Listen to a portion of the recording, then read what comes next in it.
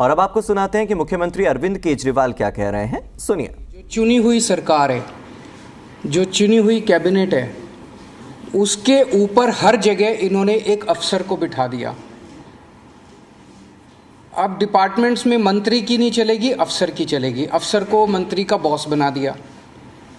Cabinet के अंदर cabinet की नहीं चलेगी, चीफ सेक्रेटरी की और एलजी की चलेगी। उसके ऊपर उन्होंने चीफ सेक्रेटरी को बिठा दिया। एक ये कहने को एक अथॉरिटी बना दी। अथॉरिटी के अंदर 2 अफसर केंद्र सरकार के होंगे और एक मुख्यमंत्री होगा।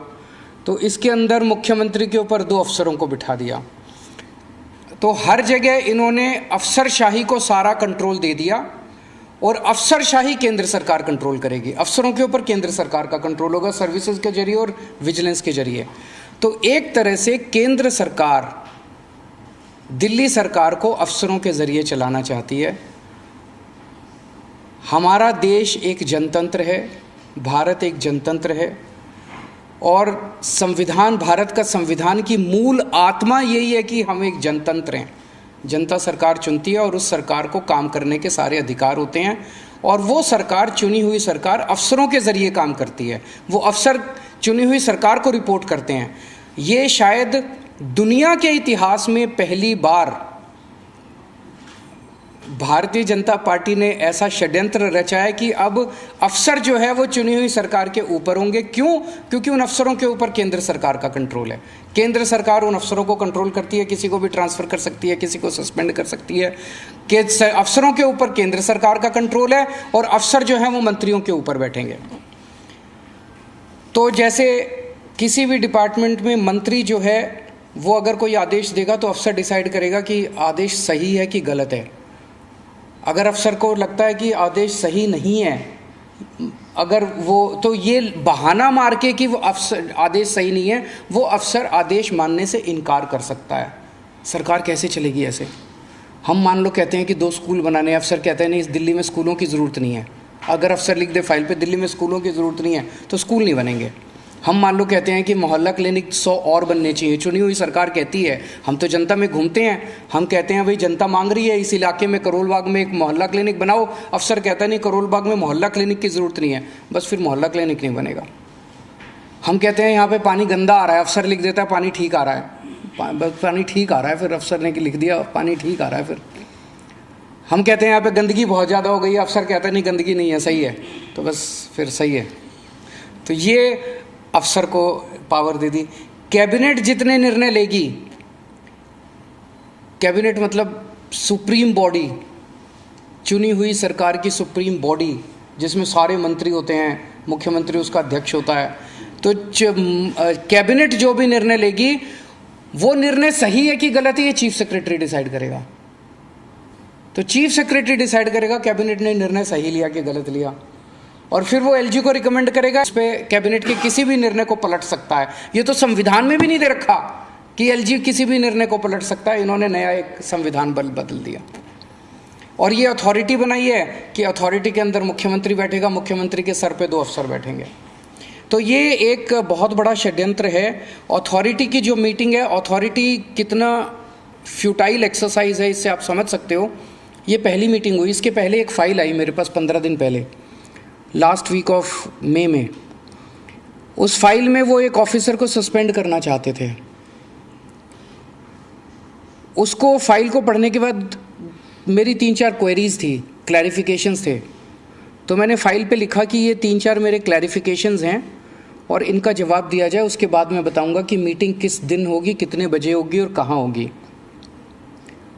वो 3 या 4 क्लैरिफिकेशंस, क्वेश्चंस मैंने लिख के फाइल पे भेजे। वो फाइल मेरे पास फिर वापस नहीं आई, वो फाइल सीधे एलजी के पास चली गई और उस फाइल पे लिखा गया कि अथॉरिटी के 3 मेंबर में से 2 मेंबर्स की सहमति हो गई है, 1 मेंबर की सहमति नहीं है, इसीलिए इसको अप्रूव कर।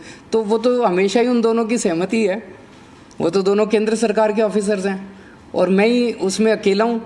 तो मतलब मैं अगर कोई उस मीटिंग के अंदर क्वेरी भी करता हूँ, क्लैरिफिकेशन भी मांगता हूँ, तो मेरी क्लैरिफिकेशन के जवाब भी देने की ज़रूरत नहीं है। तो वो एलजी साहब के पास उन्होंने फाइल भेजी। एलजी साहब ने लिख दिया कि ऑफिसर को सस्पेंड कर दिया जाए। ऑफिसर को सस्पेंड कर दिया गया। मेरे पास ना ऊपर जाते टाइम फाइल आई, ना नीचे जाते टाइम फाइल आई। मेरे पास तो जब फाइल आई मैंने उस पर क्वेरी रेज़ की और क्वेरी के बिना जवाब दिए उन्होंने एलजी से अप्रूवल। फिर अथॉरिटी की ज़रूरत क्या यार? तो ये दिखाता है, ये सारी चीज़ें हम सुप्रीम कोर्ट लेके जाएंगे और हमें पूरी उम्मीद है, सुप्रीम कोर्ट से भी उम्मीद है और सारी पार्टियों से भी उम्मीद है कि अगर सुप्रीम कोर्ट में भी मिलेगी, राहत मिलेगी, और अगर राज्यसभा में, संसद में बिल आता है तो उसको जीतने नहीं देंगे। आज एक मुद्दा था जिसमें एक ऑफिसर के ऊपर कुछ डिसिप्लिनरी प्रोसीडिंग्स थी, उसने ये फॉरेंसिक लैब में कुछ गड़बड़ की थी, उस पे वो ब्लैक एंड वाइट मुद्दा था, उसमें तीनों की सहमति थी कि इसको सस्पेंड कर, इसके खिलाफ डिसिप्लिनरी प्रोसीडिंग शुरू की जाए। यानी आप ये कहना चाह रहे हैं कि अथॉरिटी की बैठक से पहले ही ये निर्णय ले लिया जाता है और आपको बताया जानकारी भी नहीं दी जाती? पिछली वाली जो मीटिंग थी उसमें मैंने जैसे बताया, मेरे पास फाइल आई कि इस अफसर को सस्पेंड किया जाए। मैंने कहा कि इसको क्यों सस्पेंड किया जाए, इसके लिए 3 क्लैरिफिकेशन मैंने मांगी। वो 3 क्लैरिफिकेशन का जवाब देना चाहिए था कि ये कारण है। वो 3 क्लैरिफिकेशंस के जवाब देने की बजाय उन्होंने फाइल सीधे एलजी को भेज दी कि अथॉरिटी के 3 सदस्यों में से 2 सदस्य तैयार हैं, वो दोनों तो उनके अफसर हैं अपने ही, उन दोनों ने साइन कर दिए, मुख्यमंत्री की इनको ज़रूरत ही नहीं है। जनतंत्र गया, जनतंत्र की ऐसी तैसी। सर, आपने लॉ एंड ऑर्डर को लेकर भी एलजी को चिट्ठी लिखी है। पूरे दिल्ली के अंदर पहली बार हो रहा है जो इतने बड़े संडे का दिन था ना, शायद संडे को 4 मर्डर एक साथ दिल्ली के अंदर हुए। पूरे, मैं लोगों से मिलता रहता हूँ, दिल्ली के लोगों के मन में दहशत है और मैंने एलजी साहब को लिखा है कि कुछ करें, एलजी साहब भी करें, अमित शाह जी भी करें, दोनों मिलके दिल्ली के लॉ एंड ऑर्डर को सुधारें। जैसे दिल्ली में हमने एजुकेशन ठीक कर दी, हमारे पास जो क्षेत्र थे उनमें से कई क्षेत्र ठीक कर दिए। अगर आज लॉ एंड ऑर्डर, हम पंजाब में हमारे पास लॉ एंड ऑर्डर पहली बार आया। शुरू में आपने देखा कितनी दिक्कत हुई क्योंकि वो पुरानी सरकारों ने कितना गंद मचा रखा था। आज पंजाब लॉ एंड ऑर्डर के मामले में दिल्ली में टॉप के 1-2, इंडिया टुडे का शायद सर्वे आया था, टॉप के स्टेट्स में माना जाता है। लॉ एंड ऑर्डर इतना शानदार कर दिया हम लोगों ने पंजाब के अंदर। दिल्ली में अगर लॉ एंड ऑर्डर हमें दे दिया जाए, अगर पुलिस का कंट्रोल हमें दे दिया जाए दिल्ली के अंदर, देखिए हम कितना अच्छा लॉ एंड ऑर्डर करके दिखाते हैं। तो एलजी साहब को मैंने लिखा, पहले थाना लेवल कमिटीज़ होती थी हर विधानसभा के अंदर, हर थाने के ऊपर। उस थाना लेवल कमेटी का अध्यक्ष होता था लोकल एमएलए और उसके नीचे आरडब्ल्यूएस होती थी, उसमें काउंसलर्स होते थे सारे उस इलाके के, उसमें वहाँ के प्रबुद्ध नागरिक होते थे। महीने में एक बार ये कमेटी मिला करती थी।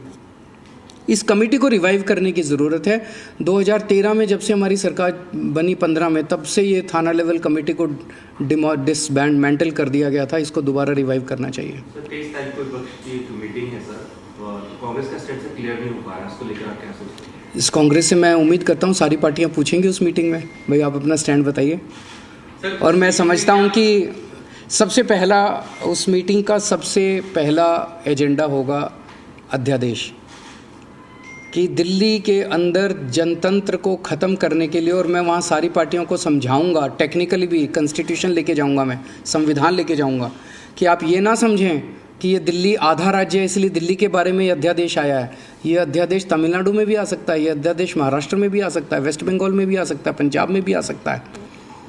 कंकरेंट लिस्ट की जितने सब्जेक्ट्स हैं, केंद्र सरकार अगर अब इसी तरह का अध्यादेश लाती है तो फुल स्टेट्स के अंदर भी कंकरेंट लिस्ट के सब्जेक्ट्स को वो ख़त्म कर सकती है। इलेक्ट्रिसिटी हो गया, एजुकेशन हो गया, कई सारे सब्जेक्ट्स हैं कंकरेंट लिस्ट के अंदर जिनको इस किस्म का अध्यादेश लाके फुल स्टेट्स के अंदर ख़त्म किया जा सकता है।